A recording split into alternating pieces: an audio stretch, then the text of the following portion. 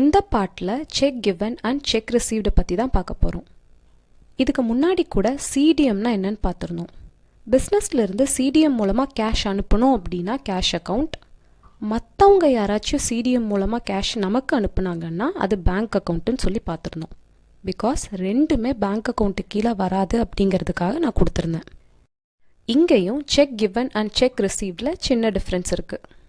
அது என்னன்னு எக்ஸாம்பிளோட பார்க்கலாம்.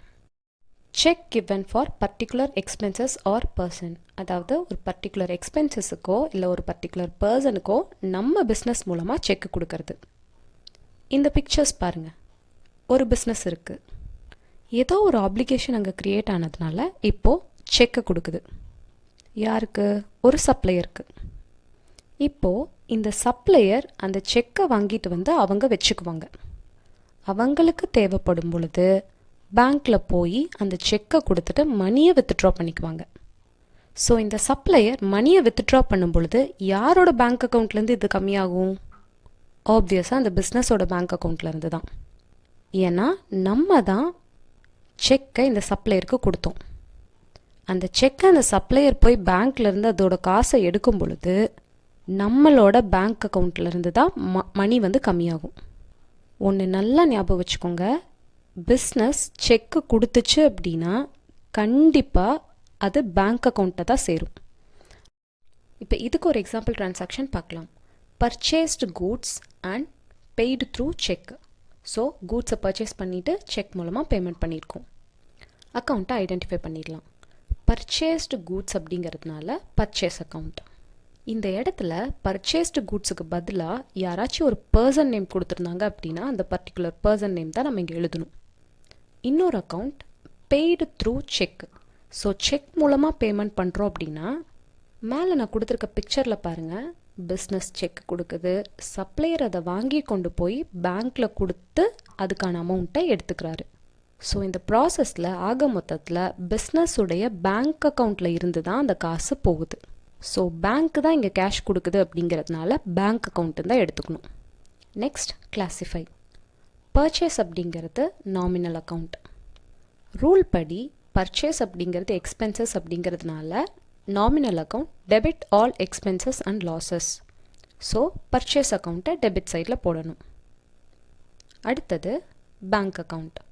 பேங்க் அக்கௌண்ட் அப்படிங்கிறது பர்சனல் அக்கௌண்ட்டுக்கு கீழே வரும். இங்கே சப்ளையருக்கு பேங்க் தான் கேஷை கொடுக்குது. So credit the giver to bank account. Purchase account debit to bank account. இந்த டிரான்சாக்ஷனில் ஒன்று இம்பார்ட்டண்ட்டாக ஞாபகம் வச்சுக்கோங்க. செக் யாருக்கு கொடுத்தாலும் சரி அது பேங்க் அக்கௌண்ட்டுக்கு கீழே தான் வரும். பிகாஸ் வாங்கினவங்க பேங்க்கில் தான் போய் வித்ட்ரா பண்ணுவாங்க. ஸோ அந்த பேங்க் அக்கௌண்ட்டில் இருக்க அமௌண்ட்டு தான் கம்மியாகும். ஸோ செக்கை கொடுத்தோம் அப்படின்னாவே அது பேங்க் அக்கௌண்ட் தான். நெக்ஸ்ட்டு செக் ரிசீவ்டு பார்த்துடலாம். Check received for particular income R person. அதாவது ஒரு பர்டிகுலர் இன்கமுக்காகவோ இல்லை ஒரு பர்டிகுலர் பர்சன்ட்ட இருந்தோ செக்கு ரிசீவ் பண்ணணும் அப்படின்னா அதை கேஷாக தான் நம்ம எடுத்துக்கணும். அது அந்த அன்னைக்கே அந்த செக்கை பேங்க்கில் டெபாசிட் பண்ணால் மட்டும்தான் அது பேங்க் அக்கௌண்ட்டாக மாறும். இப்போ இந்த பிக்சர்ஸ் பாருங்கள். நம்மளோட ஒரு கஸ்டமர் இருக்காங்க, நம்ம சேல் பண்ணதுக்காக செக்கு கொடுக்குறாங்கன்னு வச்சுக்கலாம். அந்த செக்கை பிஸ்னஸ் வாங்கி வைக்குது. இப்போ இந்த ப்ராசஸ்க்கு பேர் என்ன? செக்கு ரிசீவ்டு ஃப்ரம் கஸ்டமர், அவ்வளோதான். அப்போது இந்த செக் பிஸ்னஸில் தான் இருக்குது. ஸோ இதை கேஷாக தான் கன்சிடர் பண்ணணும். செக் ரிசீவ்ட் ஃப்ரம் கஸ்டமர்னு மட்டும் கொடுத்துருந்தாங்க அப்படின்னா அதை கேஷ் அக்கௌண்ட்டாக தான் எடுத்துக்கணும். பிகாஸ் இப்போ செக் இந்த பிக்சரில் வாங்கி வச்சுருக்கோம் பிஸ்னஸில், ஓகே. இதை தேவைப்பட்டுச்சுன்னா பிஸ்னஸ் என்ன பண்ணும்? பேங்க்கில் போய் அந்த அமௌண்ட்டை தான் வித்ட்ரா பண்ணும். பேங்க்கில் போய் அமௌண்ட்டை வித்ட்ரா பண்ணும். அதனால் அது கேஷ் அக்கௌண்ட்டுன்னு தான் சொல்லணும்.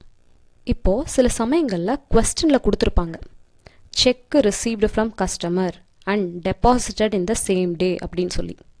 இப்போ இப்படி டெபாசிட்டட் இன் சேம் டேன்னு கொடுத்துருந்தாங்கன்னா அதை பேங்க் அக்கௌண்ட்டுன்னு எடுத்துக்குவோம். பிகாஸ் இப்போ பாருங்கள், நம்ம பிஸ்னஸில் செக் வாங்கி வச்சுருக்கோமா, இதைவை நான் பேங்க்குக்கு எடுத்துகிட்டு போகிறேன். ஸோ அந்த செக்கை கொடுத்துட்டு என்னோட பேங்க் அக்கௌண்ட்டில் டெபாசிட் பண்ண சொல்லிடுறேன். ஸோ அப்போ அது என் பிஸ்னஸ்க்குள்ளே கேஷ் வராது, என் பேங்க் அக்கௌண்ட்டுக்குள்ளே தான் கேஷ் வருது. ஸோ பேங்க் அக்கௌண்ட்டுன்னு சொல்லணும். இதில் நான் என்ன சொல்ல வரேன் அப்படின்னா, செக்கை வாங்கி நீங்களே வச்சுக்கிட்டீங்க அப்படின்னாலோ இல்லை பேங்க்கில் போய் வித்ட்ரா பண்ணிவிட்டு பிஸ்னஸ்குள்ளே வந்துட்டாலோ அது கேஷ் அக்கௌண்ட். அப்போ அதை டெபாசிட் பண்ணால் மட்டும்தான். இப்போ அந்த செக் எடுத்துகிட்டு போய் பேங்க்லேயே என்னோட அக்கௌண்ட்டில் டெபாசிட் பண்ணிடுங்கன்னு சொல்லி கொடுத்தா மட்டும்தான் அது பேங்க் அக்கௌண்ட்டுன்னு சொல்லணும். இப்போ இதுக்கு ஒரு எக்ஸாம்பிள் டிரான்சாக்ஷன் பார்க்கலாம். Sold goods and received through cheque. கூட்ஸை சேல் பண்ணியிருக்கோம், கஸ்டமர் என்ன பண்ணியிருக்காங்கன்னா செக் கொடுத்துருக்காங்க நம்மளுக்கு. இப்போ தான் பார்த்தோம் செக் ரிசீவ் பண்ணியிருந்தோம் அப்படின்னா அதை கேஷ் அக்கௌண்ட்டாக தான் பார்க்கணும். ஃபஸ்ட் இந்த டிரான்சாக்ஷனில் இருக்க அக்கௌண்ட்டை ஐடென்டிஃபை பண்ணிடலாம். ஸோ சோல்டு கூட்ஸ் அப்படிங்கிறதுனால சேல்ஸ் அக்கௌண்ட். இன்னொன்று ரிசீவ்டு த்ரூ செக். இதனால் பார்த்தோன்னே செக்கா அப்போ பேங்க் தான் வரும்னு சொல்லி போட்டுறக்கூடாது. செக்கை ரிசீவ் மட்டும்தான் பண்ணியிருக்கோன்னு சொல்லியிருக்காங்க, டெபாசிட் பண்ணியிருக்கோம் பேங்க்கில் அப்படின்னு சொல்ல கிடையாது. ஸோ கேஷ் அக்கௌண்ட்டு தான் போடணும். அடுத்தது கிளாசிஃபை. சேல்ஸ் அக்கௌண்ட் அப்படிங்கிறது நம்மளுக்கு இன்கம் அப்படிங்கிறதுனால நாமினல் அக்கௌண்ட்டு கீழே வரும். ஸோ இன்கம் எல்லாம் கிரெடிட் சைடில் போடுவோம். So credit all incomes and gains. அப்போது டு சேல்ஸ் அக்கௌண்ட். அடுத்தது கேஷ் அக்கௌண்ட் அப்படிங்கிறது அசட்டு, ஸோ ரியல் அக்கௌண்ட்டுக்குள்ளே வரும். So debit what comes in, credit what goes out. So sales பண்ணதுனால நம்மளுக்கு செக்கு கொடுத்துருக்காங்க. ஸோ அதை செக்கு நம்ம வித்ட்ரா பண்ணிவிட்டு அது கேஷாக தானே கன்வெர்ட் ஆகும். So debit what comes in. Sale பண்ணதுனால நம்மளுக்கு கேஷ் வருது, டெபிட் வாட் கம்ஸ் இன். அப்போ கேஷ் அக்கௌண்ட்டை டெபிட் பண்ணணும். Cash account debit to sales account. So இந்த டிரான்சாக்ஷனில் செக் ரிசீவ்டுன்னு சொல்லியிருக்காங்க இல்லையா, இப்போது உங்கள் பிஸ்னஸில் இதை செக்காகவே வச்சுருக்கீங்கன்னு சொல்லி நினச்சிக்கோங்க. அப்பையும் நம்ம கேஷ் அக்கௌண்ட்டுன்னு தான் போடுவோம். சரி, ஒரு 2-3 நாள் கழிஞ்சிருச்சு. நெக்ஸ்ட் டே இப்போ ஒரு டிரான்சாக்ஷன் ஏற்படுது, எனக்கு இப்போ கேஷு தேவை. ஸோ இந்த செக் எடுத்துகிட்டு போய் நான் பேங்க் அக்கௌண்ட்டில் டெபாசிட் பண்ணலான்னு சொல்லி நினைக்கிறேன். Received check. இது அப்ளைல என்ன பண்ணியிருந்தோம், கேஷ் அக்கௌண்ட்டுன்னு தானே சொல்லி மென்ஷன் பண்ணியிருந்தோம். இப்போயும் அதே மாதிரி கேஷ் அக்கௌண்ட்டுன்னு எடுத்துக்கிறோம். Deposited in bank. ஸோ அந்த கேஷை இப்போ பேங்க்கில் டெபாசிட் பண்ணுறோன்னு அர்த்தம். ஸோ அதாவது அந்த செக்கை பேங்க்கில் டெபாசிட் பண்ணுறோன்னு அர்த்தம். So bank account. Cash account அப்படிங்கிறது நம்மளுக்கு ரியல் அக்கௌண்ட். ஸோ அந்த செக் பிஸ்னஸ்லேருந்து வெளியே போகுது, கிரெடிட் வாட் கோஸ் அவுட். அடுத்தது பேங்க் அப்படிங்கிறது பர்சனல் அக்கௌண்ட். இங்கே நம்ம கொடுக்குற செக்கை பேங்க் ரிசீவ் பண்ணுது அப்படிங்கிறதுனால debit the receiver. So bank account debit to cash account. உங்களோட புக் பேக் சம்மில் பார்த்தீங்க அப்படின்னா நல்லா தெரியும். ஒரு நாள் கூட் சேல் பண்ணிட்டோம், செக் ரிசீவ் பண்ணிட்டோம்னு சொல்லி போட்டிருப்பாங்க. இன்னும் ஒரு 2-3 நாள் கழிச்சு ரிசீவ் பண்ண செக்கை இப்போ பேங்க்கில் டெபாசிட் பண்ண போகிறோம் அப்படின்லாம் சொல்லி கொடுத்துருப்பாங்க.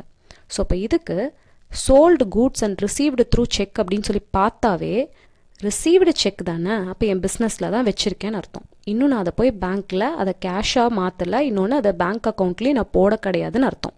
ஸோ கேஷ் அக்கௌண்ட்டாக தான் கன்சிடர் பண்ணணும். ஸோ சேல்ஸ் பண்ணியிருக்கனால டு சேல்ஸ் அக்கௌண்ட். ஓகே, 2-3 நாள் கழிச்சு என்ன பண்ணுற, அந்த செக்கை நீ எடுத்துகிட்டு போனேன்னா முன்னாடி நீ கேஷ்ன்னு தானே ரெக்கார்ட் பண்ணி வச்சுருந்த. இப்போ என்ன பண்ணணும், அந்த கேஷ் வெளியே போகிற மாதிரி காமிக்கணும். ஸோ அப்போ அந்த செக்கை பேங்க்கில் இப்போ டெபாசிட் பண்ணிடுற, அப்போ அந்த அமௌண்ட்டு பேங்க் அக்கௌண்ட்டில் ஆட் ஆகி.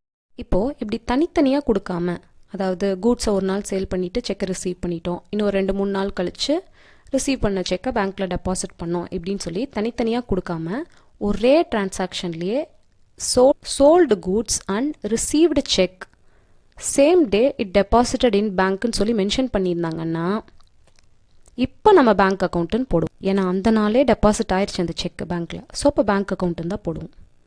கூட்ஸை சேல் பண்ணியிருக்கனால சேல்ஸ் அக்கௌண்ட்டு, ரிசீவ் பண்ண செக்கோடு அவங்க ஸ்டாப் பண்ணியிருந்தாங்கன்னா கேஷ் அக்கௌண்ட்டுன்னு எடுத்திருப்போம். ஆனால் அதை அப்பயே பேங்க்கில் டெபாசிட் பண்ணிட்டனால ஒரே வேலையாக முடிஞ்சு அது பேங்க் அக்கௌண்ட். ஏன்னா அந்த செக் என்ன ஆயிருக்கு, பேங்க்கில் டெபாசிட் ஆயிடுச்சு. So bank account. So rule படி சேல்ஸ் அப்படிங்கிறது நாமினல் அக்கௌண்ட், இங்கே சேல்ஸ் அப்படிங்கிறது நம்மளுக்கு இன்கம் அப்படிங்கிறதுனால credit all incomes and gains. And bank account அப்படிங்கிறது நம்மளுக்கு பர்சனல் அக்கௌண்ட், இங்கே டைரெக்டாக அந்த செக்கை அவங்களே ரிசீவ் பண்ணிடுறதுனால, அதாவது அந்த கேஷ் டெபாசிட் ஆகிருக்கிறதுனால debit the receiver. So bank account debit to sales account.